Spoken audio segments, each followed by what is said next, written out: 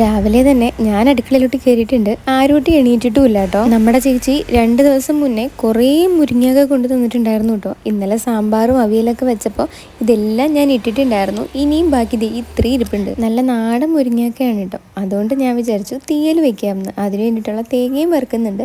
കൂടാതെ മുട്ട കൂടി പുഴുങ്ങാൻ വെച്ചിട്ടുണ്ട് കേട്ടോ. അച്ഛനും മോക്കും ഇപ്പോൾ രാവിലെ ഓരോ മുട്ട കൊടുക്കുന്നത് കൊണ്ട് കുറച്ച് നേരത്തേക്കൊക്കെ എനിക്ക് സമാധാനത്തെ അടുക്കളയിൽ നിൽക്കാൻ പറ്റും. രണ്ടുപേരുടെയും വിശപ്പൊന്ന് കുറഞ്ഞു കിട്ടുമല്ലോ. തേങ്ങയൊക്കെ വറുത്ത് മാറ്റി പച്ചക്കറി കൂടി അടുപ്പിലോട്ട് വെച്ചിട്ടുണ്ട്. ഇനി കുറച്ച് നേരം പുറത്തോട്ടൊക്കെ ഒന്ന് നിൽക്കാമെന്ന് വിചാരിച്ചു കേട്ടോ.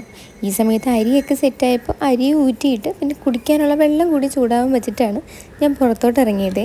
ഈ ഭാഗമൊക്കെ കുറേ അധികം ഞാൻ വൃത്തിയാക്കിയിട്ടുണ്ട് കേട്ടോ. ഇനി ഈ കെട്ടിയിട്ടേക്കുന്ന അത്ര ഭാഗം മാത്രമേ ഉള്ളൂ വൃത്തിയാക്കാനായിട്ട്. അതും കൂടി വൃത്തിയാക്കിയിട്ട് ചെറിയ രീതിയിൽ കൃഷിയൊക്കെ തുടങ്ങണമെന്നൊരു ആഗ്രഹമൊക്കെ കഴിഞ്ഞ് ഞാൻ തിരിച്ചു വന്നപ്പോഴത്തേക്കും ആരൂട്ടി എണീറ്റ് വന്നിട്ടുണ്ട്.